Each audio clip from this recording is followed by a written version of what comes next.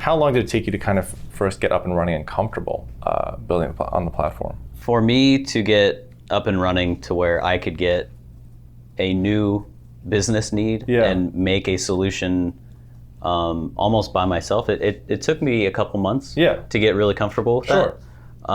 But I think, a couple months really isn't that long. No, in the grand scheme of the lifetime return of not being able to solve any problem. Right, seems worth it. And to that point, let's even jump over to this notion of would it be beneficial for businesses today to have a solutions architect? And does it have to be someone who's in IT, or to this kind of point that we're currently discussing, can it be someone that exists elsewhere in the organization? And how can they help identify themselves as someone who's savvy with this kind of platform? Right. So as long as you're technically savvy and you've used Excel and the basic functionality of that, and you kind of have a conceptual understanding of data moves from here to here because this reason, you don't need to know the machine code behind it. You don't even need to know the actual whatever coding you use, C or Java or whatever. You don't need to know that. You just need to know why and how.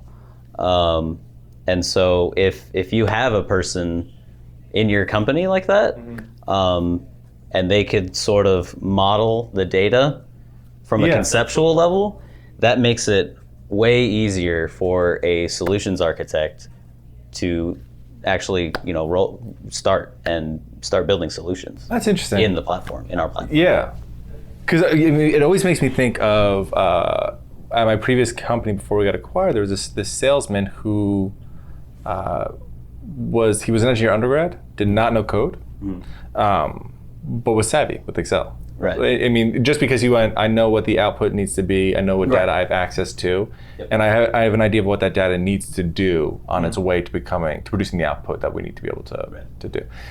And I was thinking of him because he could not be further away from. He's not a developer in any sense of the word, but I was thinking, man, if he had access to this kind of platform, which I feel like before nobody would ever look at their team and be like, hey, that operator with an engineering mindset has the ability to actually start building solutions, which was only, I think, previously available to people who could write lines of code. Where it was 100% custom.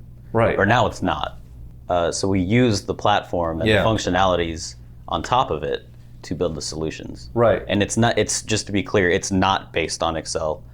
When I mentioned that, it's more the conceptualizing, like you were mentioning. Right. You have an input, you need a desired output, and how does that process work in between? It's the conceptualizing. So the solutions architect role really bridges the gap between the creative side and the logical side. Right. Comparing custom solutions on 100% custom code is all programming, where relatively the solutions architect role is very creative. And it's actually a lot of fun.